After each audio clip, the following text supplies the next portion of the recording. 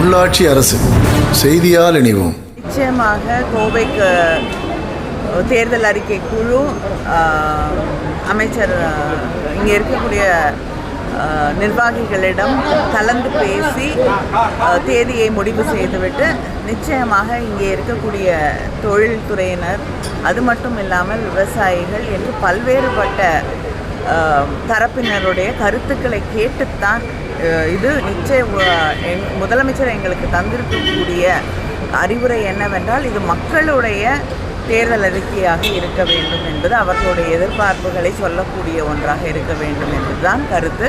அதனால் நிச்சயமாக இங்கே கோவைக்கு வரும்பொழுது தேர்தல் அறிக்கை குழு இங்கே இருக்கக்கூடிய அத்தனை தரப்பு மக்களையும் சந்திப்போம். உறுதியாக இங்கே இருக்கக்கூடிய தொழில் முனைவோரையும் சந்திப்போம்.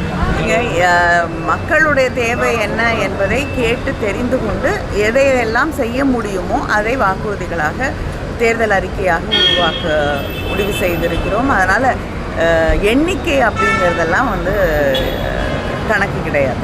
அரசியல் காரணங்களுக்காக தேர்தல் நேரத்திலே பல பொய்யான விமர்சனங்களை சில பேர் வைப்பார்கள். அதுக்கெல்லாம் பதில் சொல்ல முடியாது. உண்மையான நிலவரம் என்ன என்று இங்கே இருக்கக்கூடிய ஊடகத்துறையைச் சேர்ந்த அத்தனை நண்பர்களுக்கும் தெரியும். அதனால் நான் இதுக்கும் மேலே விளக்கமாக சொல்ல வேண்டிய அவசியம். யாருக்கு எந்த வாக்குகள் எப்படி போகுது அப்படிங்கிறது தேர்தல் முடிந்த பிறகு உங்களுக்கு மிக தெளிவாக தெரியும்.